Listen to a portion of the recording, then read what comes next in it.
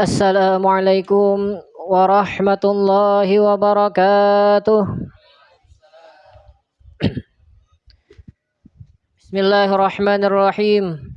Alhamdulillahi rabbil alamin. Nahmaduhu wa nasta'inu wa nastaghfiruh. Wa na'udzu billahi min syururi anfusina wa min sayyiati a'malina. May yahdihillahu fala mudilla lahu wa may yudlilhu fala hadiyalah. Asyhadu an la ilaha illallah wahdahu la syarika lah. Wa asyhadu anna sayyidana Muhammadan abduhu wa rasuluhu wa la nabiyya ba'dah.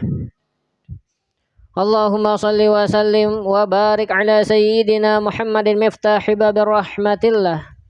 Adada ma fi ilmillah salatan wa salaman daimain bidawi mulkillah wa ala alihi wa sahbihi wa man walah. Qalu subhanaka la ilma lana illa ma 'allamtana innaka antal alimul hakim wa la haula wa la quwwata illa billahil aliyyil azim. Rabbi ishrah li sadri wa yassir li amri wahlul 'uqdatam min lisani yafqahu qawli wa saddid lisani wahdi qalbi bihaqqi sayyidina Muhammadin sallallahu alaihi wasallam amma ba'du. Alhamdulillah, segala puji bagi Allah Subhanahu wa Ta'ala, yang mana Allah telah memberikan kita semua taufik, hidayah, inayah, pertolongannya kepada kita agar dapat berkumpul di majelis ini. Semoga dengan perkumpulan kita ini selalu diberkahi, dirahmati dari Allah Subhanahu wa Ta'ala. Amin amin ya rabbal alamin. Dan tak lupa pula salawat serta salam selalu kita haturkan kepada keharibaan kita, suri tauladan kita, panutan kita, ikutan kita, ialah baginda Nabi besar Muhammad sallallahu alaihi wasallam serta keluarga beliau, sahabat beliau, pengikut beliau ila yaumil qiyamah. Amma ba'du. Adapun setelah itu langsung saja kita masuk ke dalam kitab kita, ialah yang bernama Safinatun Najah. Terjemah Safinatun Najah, panduan fikih dasar mazhab Imam Asy-Syafi'i. Nah, langsung aja kita mempersingkat waktu. Halaman berapa? Kita lanjutkan pelajaran minggu lalu, ialah halaman 24. Nah, yang mana kita minggu lalu kan itu menjelaskan tentang bagaimana cara mensucikan najis yang ringan atau najis mukhaffafah. Nah, sebujurnya penjelasan itu tadahulu, padahal di kitab kita ini hanyar aja hari ini pembahasannya. Kenapa tadahulu? Karena kitab Safinatun Najah dan dengan yang ulun baca di dalam tablet ini yang bernama kitab Taqriratus Sadidah beda. Taqriratus Sadidah itu lebih dahulu menjelaskan. Nah, sedangkan di kitab Safinatun Najah tadudi menjelaskannya. Maka karena itu kita masuk di sini sedikit, ialah cara mensucikan najis. Nah, masuk ke dalam kitab Safinatun Najah kita. Faslun ay hadza faslun, bermula ini suatu pasal. Al-mughallazatu tathuru bi sab'i ghasalatin ba'da izalati 'ainiha ihdahunna biturab. Nah, bermula ini suatu pasal yang menjelaskan tentang najis mughallazah, yang mana kita tahu penjelasan minggu lalu ialah najis mughallazah itu najis besar. Kenapa dinamakan najis besar? Karena najisnya ini lebih berat cara mensucikannya dibanding najis-najis yang lain. Yang mana contohnya najis besar ini minggu lalu sudah dijelaskan, ialah seperti najis anjing lawan babi atau cabang daripada najis anjing. Nah, anjing lawan babi. Yang maksud di cabang sini apa? Anak-anaknya juga termasuk najis mughallazah. Andai kata kita tuh karena najis mughallazah misalkan tajapai babi, misalkan buntok jarang jual ada babi leh, misalkan ya nih tajapai babi, atau juga tajilat tajapai bekas liur anjing misalkan, itu termasuk najis mughallazah juga. Bekas anjing misalkan kada sengaja kita japai, atau juga kita kena kamihi anjing misalkan juga timbul apakah kita baranai anjing baparak timbul mangkat batis cur kamihinya, misalnya terjadi tuh karena awak kita atau karena tangan kita. Cara mensucikannya kayak apa? Nah, disebutkan dalam kitab kita. Cara mensucikannya adalah setelah najis yang kelihatan itu dihilangkan, dilanjutkan dengan membasuhnya sebanyak 7 kali, salah satunya dengan dicampur dengan debu atau tanah. Nah, kayak apa tuh contohnya? Nah, contohnya tuh caranya misalkan nih tangan kita karena bekas kami anjing misalkan. Kan tangan kita najis jatuhnya ya, najis mogal mulazah. Cara mensucikannya kata kawa bae sakadar banyu batunggal kata kawa. Soalnya tuh di ilmu kedokteran mengatakan bahwasanya najis mughaladzahnya andai kata kena tangan itu bakterinya kada kawa hilang kecuali dicampur lawan tanah banyu tuh. Nah, hanya bakteri-bakteri misalkan kayak bakteri bekas tajapai babi atau bakteri bekas tajapai liur anjing itu kada kawa hilang kecuali banyunya dicampur dengan tanah. Luar biasa leh, dari dahulu sudah tahu ini. Wah, ini hanya aja terbukti. Makanya ulama dahulu tuh luar biasa pintarnya. Nah, ini caranya basuh sebanyak 7 kali, salah satunya dengan dicampur debu. Di dalam sarahnya disebutkan juga tadkhurun najasatul mughallazatu bisab'i ghasalati ba'da izalati 'ainiha ihdahun nabi turab. Wa afdalu ayyakuna wad'ul turab fil ghaslatil ula hatta law asabahu rashashun fil ayyi ghaslatin ba'daha fayaghsilu ma asabahu bil ma'i duna turab bi'adadi ma baqiya minal ghaslan. Nah, cara membasuhnya ini banyak, ada 3 cara ulama merincikan. Tetapi kata ulama, cara yang paling bagus untuk mensucikan najis mughaladzah kayak apa? Caranya ialah bahwasanya orang yang terkena najis mughaladzah tadi meletakkan tanah pada basuhan yang pertama. Kan 7 kali basuhan nih. Basuhan pertama tuh langsung dicampur lawan tanah campurakan atau debu campur. Sudah baku lahuk misalkan hanya dibasuhkan ke tangan. Sudah basuhkan basuhan pertama sehingga jikalau menimpakan orang tersebut percikan pada apa jua basuhan sesudahnya, maka dia basuh akan sesuatu yang menimpa akan air duna turab, jangan binangan sisanya. Maksudnya andai kata tuh tangan kita tak kena najis mughaladzah kayak kami anjing atau dan lain sebagainya, tangan kita kena pertama-tama untuk basuhan yang pertama tuh dicampur dengan tanah atau debu, campur dulu, basuhkan ke tangan, sudah beres, hanyar nomor kedua sampai sisanya tuh hanyar basuh biasa, otomatis tangan kita barasih. Coba pikirkan andai kata kita membasuh 6 kali pertama barasih, hanyar terakhir pakai tanah, otomatis sisanya tangan kita rigat. Nah, itu cara yang paling afdol. Basuhan pertama tuh campur lawan tanah dulu, otomatis rigat nih basuhan pertama tangan kita. Nah, sisanya tuh basuhan kedua sampai basuhan ketujuh itu untuk membersihkan tangan kita yang rigat tadi. Paham nggak sih? Itulah tuh cara yang pertama dan itu cara yang paling afdol menurut ulama. Itu cara yang pertama. Cara yang kedua kayak apa juga? Nah, ini ada 3 cara kata. Cara pertama kayak tadi, mazjul ma'i biturab hatta yatagaddar tsumma wad'uhu ala mahallin najasah wa hiya afdal. Ada juga cara selanjutnya untuk menghilangkan najis besar nih. Apa? Dia mencampurkan air dengan tanah sehingga keruh. Nah, kayak tadi. Kemudian diletakkan atas tempat yang kena najis. Iya, yang afdalnya kayak cara ulun pertama tadi yang memedahkan. Letakkan tanah dulu ke tangan atau ke banyu campur hanya dibasuhkan ke tangan. Itu cara yang pertama yang paling afdal. Cara yang kedua kayak apa? Cara menghilangkan najis mughaladzah. Wad'ut turab ala mahallin najasah tsumma sabbul ma'i fawqahu. Cara yang kedua, dia letakkan tanah atas tempat najis. Misalkan di tangan kita karena najis anjing tadi, karena kami anjing di tangan kita, tanahnya diandak ke tangan, kemudian dituang lawan banyu. Nah, kayak itu banyu yang datang ke tanahnya di tangan kita, hanya banyu datang ke tangan. Nah, otomatis basah juga bercampur. Itu cara yang kedua. Kurang afdal, cara yang pertama tadi. Dan cara yang ketiga apa? Sabbul ma'i ala makanil najasah tsumma wad'ut turab fawqahu. Cara yang ketiga, menumpahkan air atas tempat najis. Misalkan di tangan kanan najis, tumpahkan air, kemudian dia letakkan tanah atas tangan tersebut. Tanahnya badudi, taduhulu banyu hanya tanah.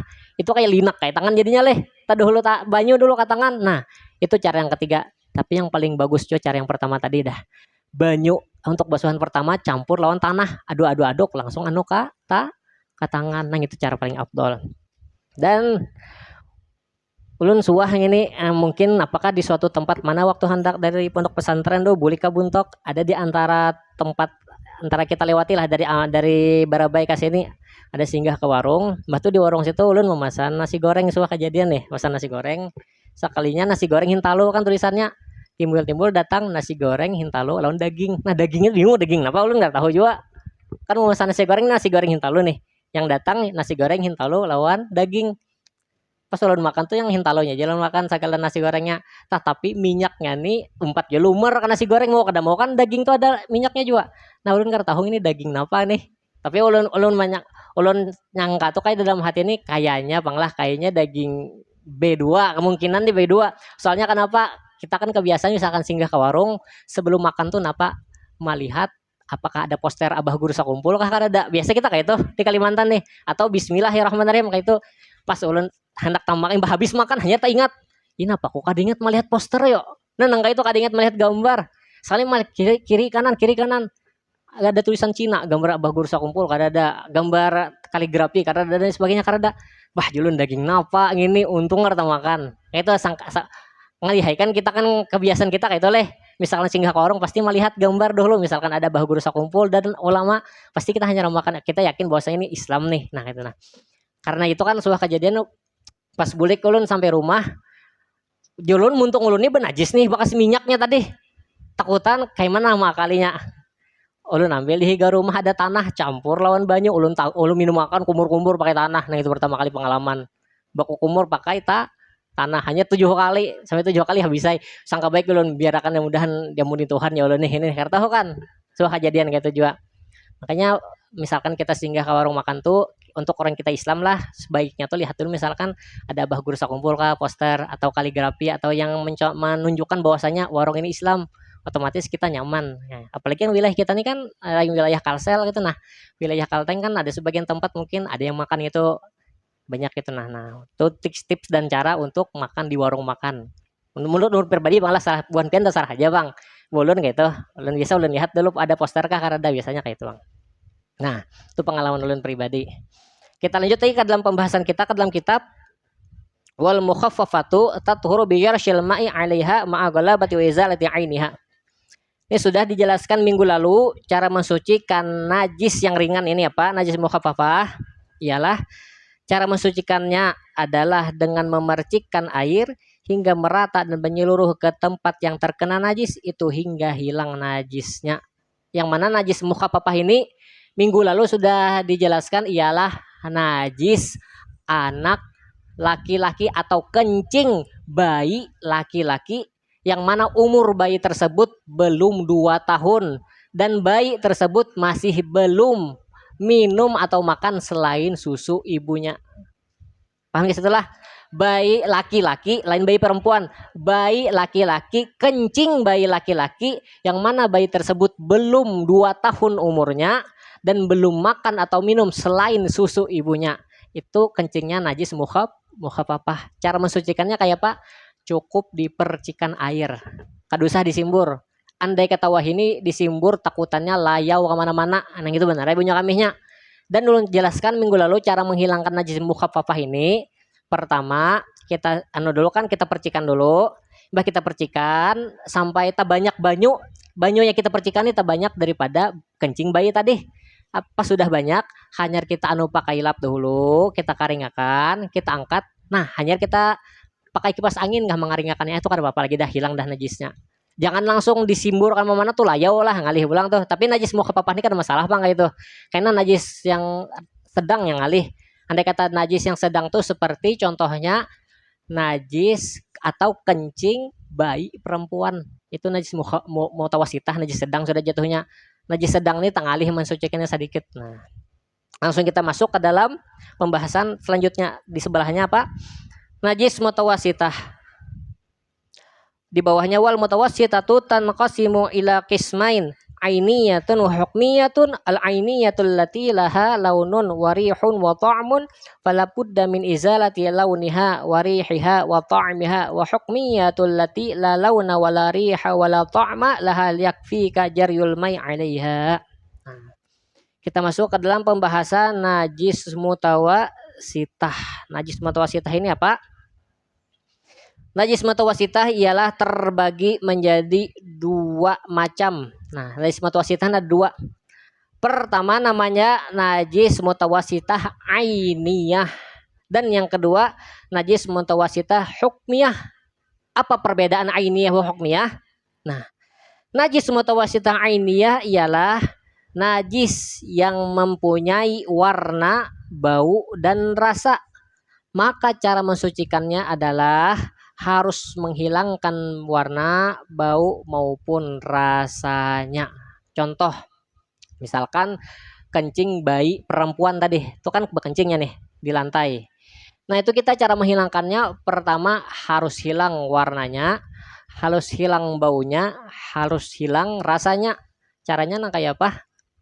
Cara nang paling bagus kita untuk najis mutawasitah nih, misalkan di kita di rumah kita kan orang bahari nyaman leh tanah di dalam rumah, sedangkan kita wah ini napa kayu lawan lantai, ini tangali sedikit kayu lawan lantai. Orang bahari misalkan bayi itu bakamih di lantai orang bahari terbuat dari tanah, otomatis menyerap ke bawah. Pembahasan kita wah ini apa enggak ya Pak? Misalkan bayi perempuan kencing di tengah rumah, di anu kana lantai, kayak cara menghilangkannya?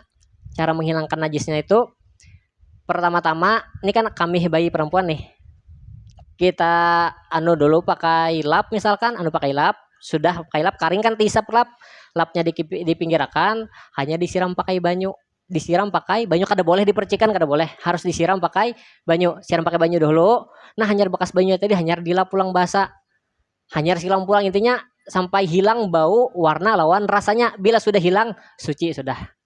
Tapi cara yang paling efektif kayak apa?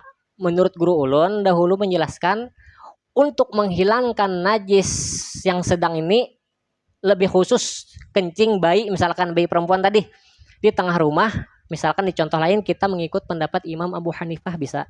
Kayak Pak Imam Abu Hanifah. Imam Abu Hanifah itu boleh menghilangkan najis dengan cara dibakar. Kayak apa contohnya? Contohnya kayak ini. Misalkan bayi perempuan kencing di tengah rumah, yang mana rumah tersebut lantainya keramik, karena kayak kita keramik kan bakamih di situ. Najisnya tadi dilap pakai atau apa sarbet atau apa, dikaringakan dulu, sudah najisnya ditutup, diangkat, otomatis tuh kan sisa karing leh, sisa bekasnya aja lagi. Nah bekasnya tuh hanya dibakar pakai pancis kah, pakai apa, disirau sampai karing dah, karing. Nah itu menurut Imam Abu Hanifah sudah suci, lantainya sudah suci, karena menghilangkan najis boleh menurut Imam Abu Hanifah dengan cara dibakar. Itu soalnya misalkan disimbur, kalau pinalayau benar ya kami tadi. Nah kayak itu bagusnya untuk zaman sekarang, misalkan terjadi juga kayak itu di tengah rumah, di anu dulu, ditutupi pakai kain dulu, kaminya tadi diangkat sudah karing, sisa bekasnya jadi hanya disirau pakai api boleh juga, atau juga disimbur terserah aja. Intinya kita bisa menghilangkan bau, warna lawan rasanya, itu najis ainiyah. Lanjut yang di bawah pulang najis mutawasitah hukmiyah. Nah najis mutawasitah hukmiyah ini ialah najis yang tidak mempunyai warna, bau, ataupun rasa. Cara mensucikannya adalah cukup dengan mengalirkan air pada benda yang terkena najis itu. Contohnya najis hukmiyah nih kayak apa? Najis mutawasitah hukmiyah. Contohnya kencing bayi perempuan. Nih kencingnya kita pembahasan biar nyaman. Contohnya kencing bayi perempuan, misalkan di tengah rumah nih Bang. Kencing bayi perempuan di tengah rumah. Kencingnya tadi saking lawasnya sampai karing, hilang. Kan misalkan di tengah rumah ini ada bekas basah leh, atau aja biasa ini di tengah rumah keramik biasa kayu. Nah di tengah rumah tuh rumah kayu nih, bayi perempuan tadi kencing di lantai yang terbuat dari kayu tadi kencing, tapi kencingnya ini kita kada tahu, timbul lawas timbul hilang, banyunya kada ada, warnanya kada ada, rasanya kada ada.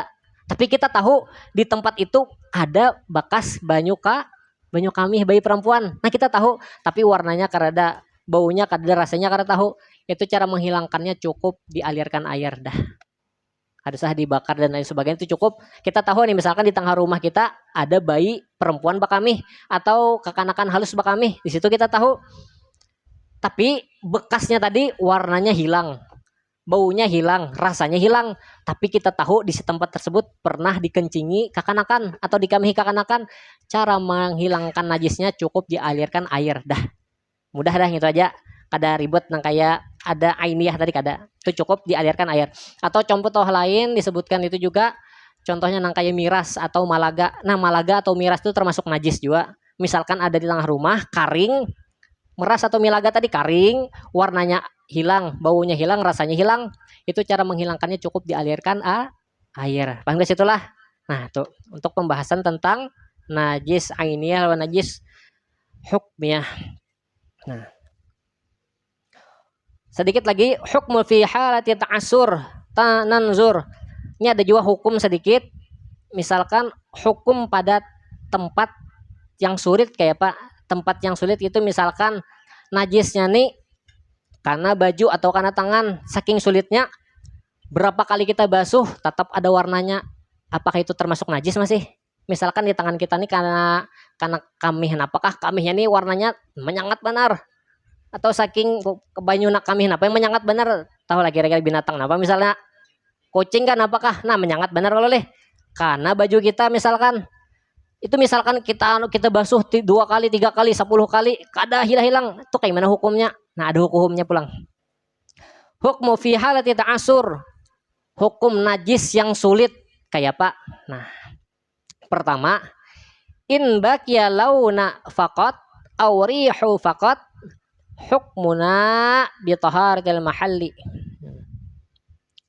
Misalkan nih baju kita karena kamih kucing misalkan tadi kucing contohnya karena kamih kucing baju kita, jikalau tersisa warnanya saja, warna kamih kucing dicontohkan warna kuning misalnya, jikalau tersisa warnanya saja di baju kita nih baunya kadada, rasanya kadada, kartahu pang rasa kamih kucing ya Pak, kartahu lah yang tahu bonpian tahu lah kira-kira lah rasa kamih kucing kartahu leh. Nah, andai kata terjadi juga nih, jikalau misalkan baju kita karena kamih kucing tersisa cuma warnanya saja, kita basuh, baunya hilang, rasanya hilang, tapi warna kuningnya masih berikit. Itu pertama. Atau baunya saja, misalkan kamih kucing karena baju kita warnanya hilang, rasanya hilang, tapi yang tersisa apa? Baunya saja hingut misalnya tuh. Karena baju kita karena kamih kucing kita basuh bahimat pakai sabun pakai apa? Warnanya hilang, rasanya hilang, yang tersisa baunya aja. Yang pertama tadi yang tersisa apa? Warnanya aja. Itu yang pertama. Atau juga yang tersisa baunya aja. Itu hukumnya apa? Hukumnya bitoharatil mahalli. Itu hukumnya suci. Ada masalah lagi. Andai kata tuh terjadi juga baju karena kamih kucing tersisa warnanya aja, baunya rasanya hilang, atau tersisa baunya aja, rasanya lawan warnanya hilang, itu dihukumkan hukum suci. Paham gak sih itulah? Ini taribet sedikit. Kita mesti fokus nih. Yang kedua itu yang pertama. Yang kedua, in baqiya launu wa rihu ma'an awit ta'mu wahdah wajib ziyadatul ghaslati hatta tazula ma'al isti'anati binahwi sabun. Nah, yang kedua apa? Jikalau kamih kucing tadi yang kena baju tersisa warnanya dan baunya bersertaan, artinya kamih kucing tadi rasanya hilang tapi warnanya lawan banyu yang karingutan. Paham gak setelah rasanya hilang tetapi warna lawan baunya kaciuman. Itu yang pertama. Atau rasanya saja bujur pang warnanya hilang, warna kuning kamih kucing hilang, atau bau kamih kucing tadi hilang tetapi rasanya masih berasa di baju kita. Nah, ini yang tahu rasa kamih kucing ini siapa? Tahu aja bang, ulun lah. Andai kata terjadi jatuh yang tersisa rasa kamih kucingnya lagi di baju, itu dihukumkan apa? Wajib ziyadatu ghaslati hatta tazula ma'al isti'anati binahwi sabun. Wajib menambah basuhan sehingga hilang warna atau baunya tadi, atau hilang rasanya, beserta minta bantu dengan seumpama sabun. Nah, kayak itu caranya. Misalkan dibasuh bahimat, kada mau hilang, warnanya lawan baunya berikit 2 buting, kada mau hilang, rasanya hilang pang tapi warna lawan baunya ada. Atau juga warna lawan baunya hilang tapi rasanya berikit. Itu wajib kita membasuh bahimat. Bila ada kawajo hilang, wajib dibantu dengan sabun. Nah bila pakai sabun tuh insya Allah hilang sudah. Nah itu cara terakhir dah dicampur lawan sabun. Itu cara menghilangkan najis tadi. Nah paham guys itulah. Itu yang kedua. Misalkan tersisa warnanya aja atau tersisa baunya aja, kada masalah kita basuh-basuh biasa, tersisa warna kuning atau baunya aja kali nyungutan, rasanya lawan warna hilang misalkan, itu kada masalah dianggap suci. Nah itu pembahasan tentang najis yang ngalih dihilangkan tadi.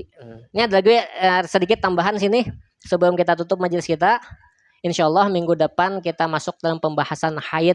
Andai kita malam ini masuk pembahasan haid, kayaknya panjang lebar tuh benar. Itu jawaban ulun. Soalnya rencana anak malam ini memasukkan masalah haid, makanya ulun siapakan tuh papan tulis. Andai kita masuk malam ini haid, timbul taka jam 10 kena panjang pembahasannya. Maka itu insya Allah kita tutup malam ini ialah hukmu fi hal ta'adzur. Hukum pada najis yang uzur. Kayak apa tuh najis uzur? Najis uzur di sini contohnya apa? Sebelumnya wa idza qala ahlul khibrah in hadhihi najasah la tazula illa biqat'i tusamma hadhihi halat ta'adzur. Hukmi fi halat ta'adzur yu'fa an hadhihi najasah wa tadhihu salatu biha walau tamakkana fi ma ba'du min izalatiha wajib 'ali izalatuha. Nah, bahwasanya ini najis tidaklah hilang kecuali diputus, dan dinamakan ini najis yang terputusnya ada najis nang kada kawa hilang kecuali dipotong ada. Misalkan terjadi nih ada juga najis, nah kayak apa contoh najis kada kawa hilang kecuali dipotong, siapa yang tahu? Lu masih bingung nah najis bisa hilang kecuali dipotong kayak apa contohnya? Ada kira-kira nih yang kayak bayangan. Najisnya nih bisa dihilangkan tapi dengan cara apa? Dipotong aja. Selain dipotong ada kawa hilang. Nah di dalam kitab ini dijelaskan ada nangka itu. Andai kata tuh terjadi juga kayak ini kejadian, najisnya kada kawa hilang kecuali dipotong. Hukmu fi halati ta'adzur, hukumnya apa? Yu'fa an hadhihi najasah wa yatasihhu salatu biha walau tamakkana fi ma ba'du min izalatiha wajib 'ali izalatuha. Nah, ini andai kata tuh terjadi juga, ini ulun mencontohkan pang ulun kisah mengias sekalain. Misalkan ini terjadi juga kayak ini. Najisnya nih, misalkan najis, contohnya tahi cacak misalkan. Tahi cacak tak gugur ke tangan. Banyak tahi cacak gugur ke tangan. Kita nih apakah timbul-timbul tahi cacak nih bergabung lawan daging. Nah misalkan kejadian juga nang kayak itu. Kisahnya aja misalkan terjadi juga kayak itu. Misalnya tergabung lawan daging kita. Andai kata dipotong mudaratkan tangan kita. Kalau leh kada kawa kita ngalih bermudarat ya andai kata dipotong tuh. Kan najis nih tahi cacak nih. Berikit lawan tangan jadi daging-daging saking lawasnya tuh. Kenapa kayaknya betapa gitu ini nah. Berikit lawan daging kulit misalkan terjadi juga kayak itu. Tuh kayak apa? Andai kata di bawah sambayang sah kah kada kah? Nah, najis seperti itu andai kata terjadi tapi mustahil terjadi Tapi andai kata terjadi juga tuh. Andai kata terjadi kayak tadi, andai kata orang tadi sembahyang napa? Wa tasihhu salatu biha. Sembahyangnya sah. Soalnya yu'fa najis tersebut dimaafkan. Andai kata dipotong tangan pulang mudarat. Nah, kayak itu. Andai kata terjadi juga kayak itu. Itu contoh aja. Walau tamakkana fi ma ba'da min izalatiha wajib 'ali izalatuha.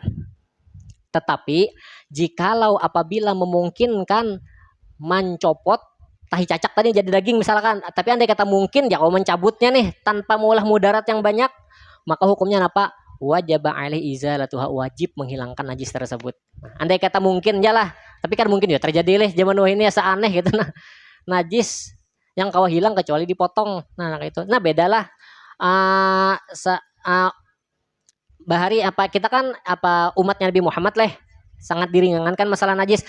Umat Nabi terdahulu ada bahwasanya apabila baju tuh karena najis itu cara menghilangkannya dipotong. Ada di antara syariat Nabi terdahulu. Lain Nabi kita Muhammad lain. Ini Nabi-Nabi terdahulu ada di antaranya apabila baju atau kain atau apapun yang terkena najis itu cara menghilangkannya wajib dipotong. Misalkan baju sini karena najis hanya pak kami kucing misalkan itu wajib dirabit. Ada syariat ulama apa syariat Nabi dahulu Nabi kita Muhammad Sallallahu alaihi wasallam, alhamdulillah kita diringankan. Maka karena itu kita mesti bangga menjadi umatnya Nabi Muhammad sallallahu alaihi wasallam. Nah, mungkin sampai situ dulu sampaikan. Salah khilaf mohon dimaafkan. Semoga dalam perkumpulan kita ini Allah panjangkan umur kita, Allah sehatkan badan kita, Allah luaskan rezeki kita, Allah ampuni dosa-dosa kita, dosa-dosa kedua orang tua kita dan dosa jiran tetangga kita dan dosa sekalian umat Nabi Muhammad sallallahu alaihi wasallam wa ala hadhihi wa kulli intisalah. Sirul Fatihah.